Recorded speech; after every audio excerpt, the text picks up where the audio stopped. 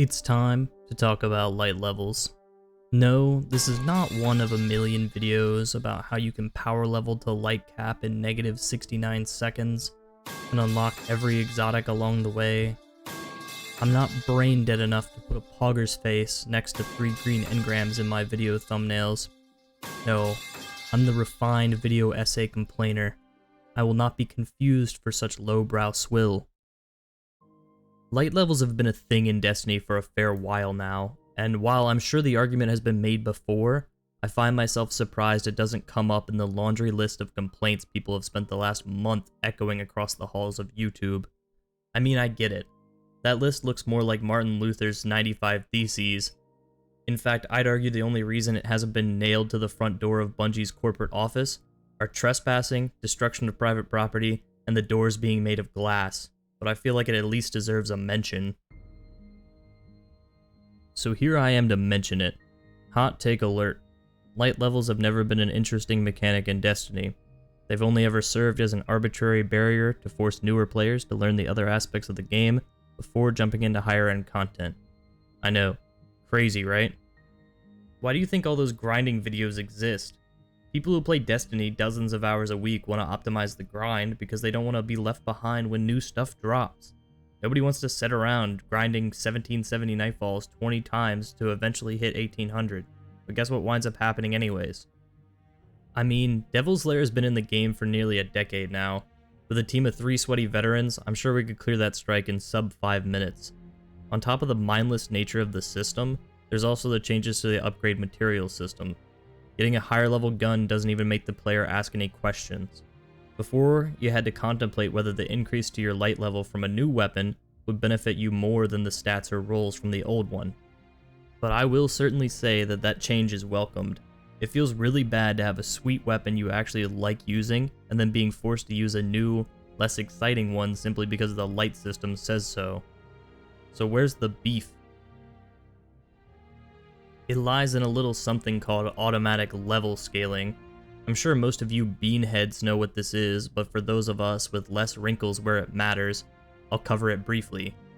In a game where you level up, either by way of acquiring experience or better gear, your level increases as you progress through the game. It is the game developer's objective to keep the game engaging while you push through the leveling experience. If you were to steamroll the content harder and harder as you move forward, the missions turn to tedium and most players will quit. Unless you play RuneScape, everyone's favorite slave labor simulator. So instead of keeping the enemies that you face at the same level of difficulty throughout, they allow the enemies to scale in damage with you. Problem solved, right? Not quite.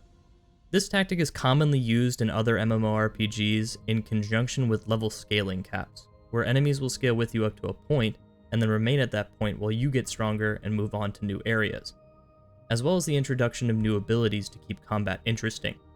For the latter, Destiny straight up can't do that every single expansion. The game would become way too bloated, and the poor developers would be stuck playing RuneScape, but in real life, if you know what I'm saying.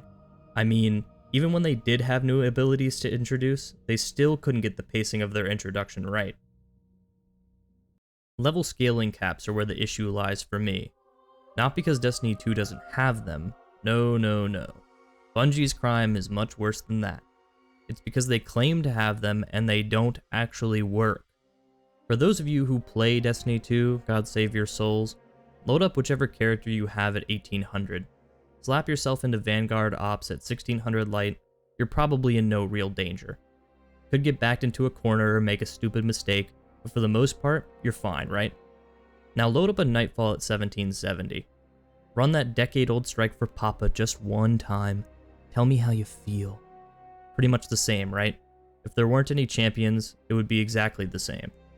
Now I'm not saying that Bungie needs to make the standard strike playlist a pub stomp massacre anytime bigger number, better person enters the room, but this logic applies to old story missions and patrol content as well. Take for example last expansion. Bungie decided to add legendary story missions into the game with Witch Queen, widely received as a home run idea. In fact, the player base has been crying about this since early Destiny 1. Experienced players with best in slot gear from last expansion can work together to slap around the new content and even get an exotic at the end. And for the newer players, There's still the classic normal mode so you can learn the ropes. Legendary had a few more enemies, and enemies were generally tougher. The way they showed the difference between these two settings was one had a higher light level than the other. Fair enough solution. Make players see a bit more resistance by putting in higher level enemies. If it's too tough, they can always drop back down to normal. Or they can run a bit of content somewhere else and raise their light level to eliminate that resistance, right? All gear is capped based on which form of content you're doing. This cap ranges from 25 levels under and up to 50 levels above the activity. Now how do I know this? Bungie's not exactly open with their damage scaling numbers. They don't want people to know exactly what's going on under the hood, so some smaller aspects between weapons and content are changed. This is mainly done to keep people from solving the game, which happens anyway, but that's not what we're here to talk about. Here's the data based on the most up-to-date damage spreadsheets I can find.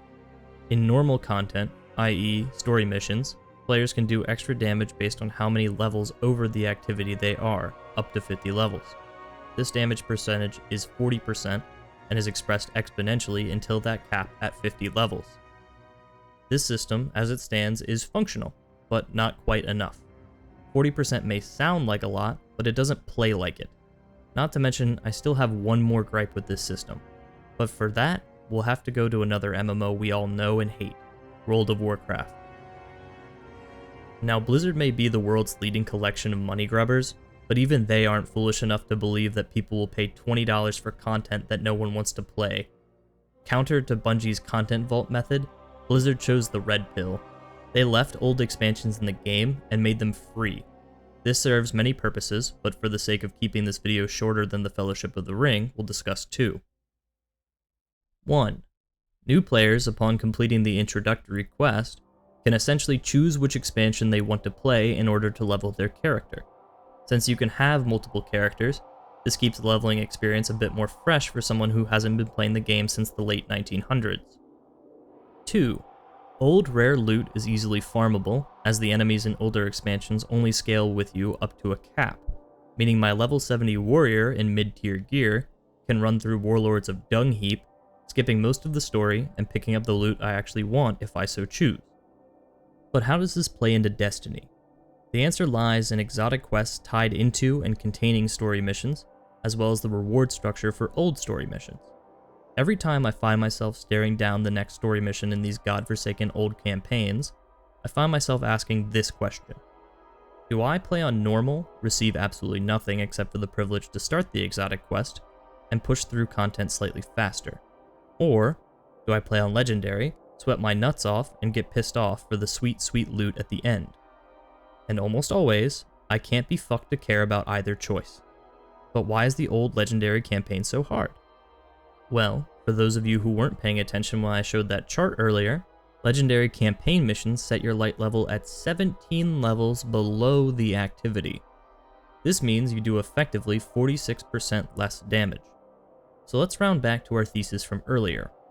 Player hits a story mission that's just too tough for them. They run off, play a few Crucible matches and strikes, come back matching the light level of the activity. Well, guess what? Nothing changes. This person is now railroaded into getting good for one measly exotic, or picking the normal difficulty and getting effectively nothing. You can see how this might feel like shit. And doubly so when it's old content they didn't even want to play when it released. But there's exotics and gear trapped behind every single expansion, so if you want to play today, you gotta pay for yesteryear's expansion. This needs to be changed. Period.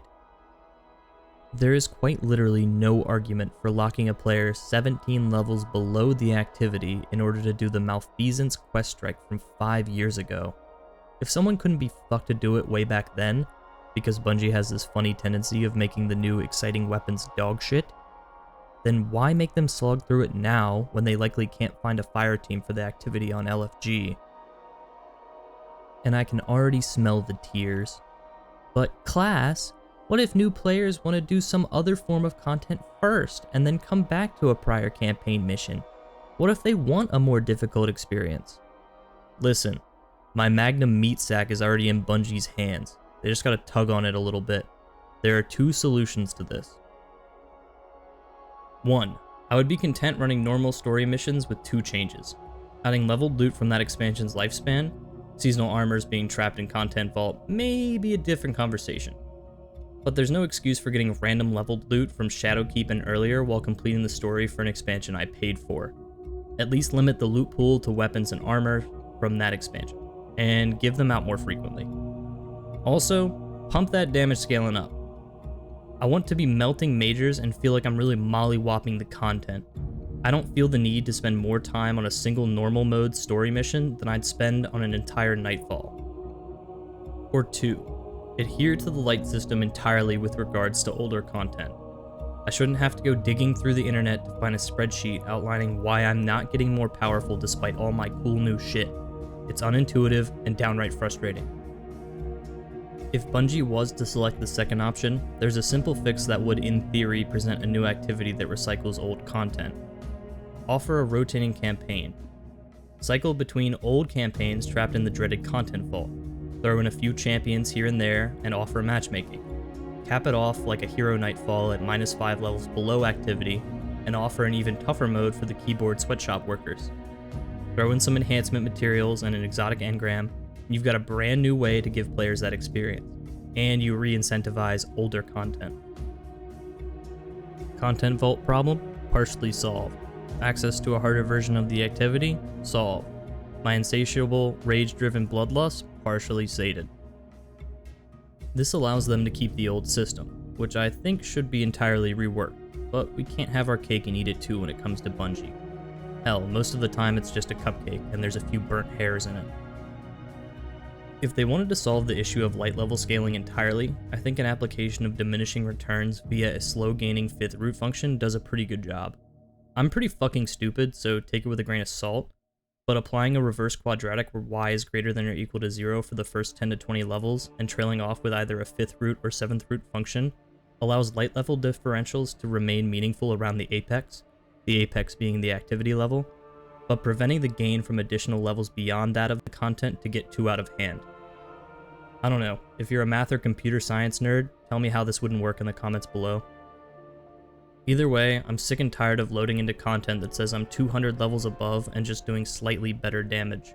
Then immediately after that, loading into content that's just 20 levels above me and taking 200% more damage and dealing 50% less. I'm sure we can find a way to make light levels matter without breaking every low-level activity. I mean, Bungie has 1,000 employees. Let's say 30% of the team is dedicated to marketing, financials, and HR. Now let's say 50% of the people remaining are currently working on Marathon. This leaves about 350 people. Now let's say 80% of that team is working on Final Shape. This leaves us with 70 people. Even after weapon tuning and moderation are factored in, there's at least one person who could load a few game states with experimental damage fall off and find the sweet spot in a week. Or maybe I'm just crazy. Well, slap your thoughts in the comments below. Is this a shit idea? Is it not even worth messing with? Or have you done a story mission lately that left you wondering why you have to focus up and lock in just to complete content from half a decade ago? Content you never wanted to do, but a hand cannon is the new boss killer for your subclass, and you'll get kicked from the raid without it. No matter what you think, hope you fuckers have a good day, and I'll see you on the next one. I've seen better days.